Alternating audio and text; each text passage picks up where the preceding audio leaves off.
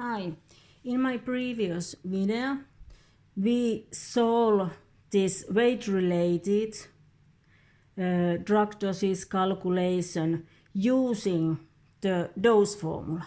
But we can also solve this kind of calculations using proportion here. And let's calculate this same calculation using the proportion here. So if you are using proportion, you still need to calculate the administration, the amount of active substance per one administration, like we calculated previously. So at first, always start calculating the amount of active substance by multiplying the prescription per kilograms by patient's weight, the kilograms, and then read carefully if the amount of active substance is administered at once or is it divided with different doses during the day, because you need to solve the amount of active substance per one administration if the volume for one administration is asked.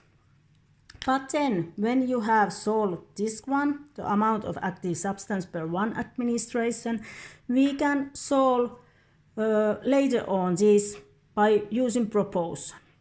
And in proportion, read carefully the first two sentences here. And it said that amount of active substance, 500 milligrams of active substance is in your drug solution in 2 milliliters. So in 2 milliliters you have 500 milligrams of active substance. And you need to administer patient 375 milligrams of that active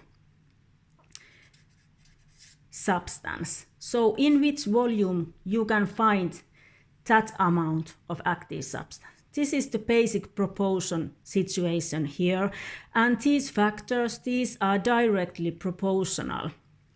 And we set the proportion like this way, like you have learned previously here.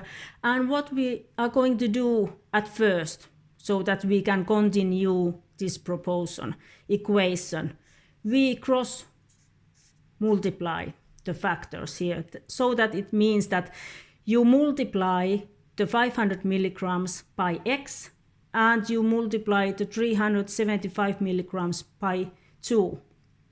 So let's do that.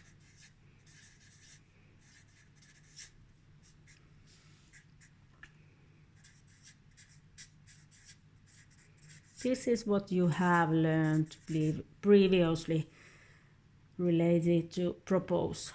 So now it's easier that you calculate this part, so there is lower risk for errors here. So we calculate step by step here. So 375 milligrams multiplied by 2, it's 750 milligrams per multiplied by milliliters.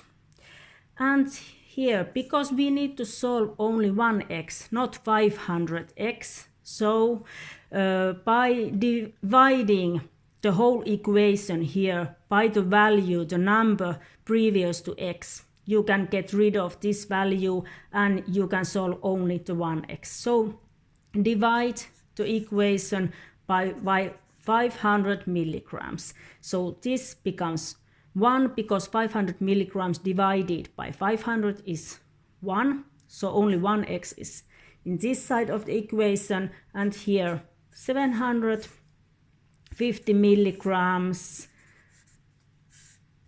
milliliters divided by 500 milligrams. You can get rid of those milligram units, and the answer here, 750 divided by 500, is 1.5, and the unit is milliliter.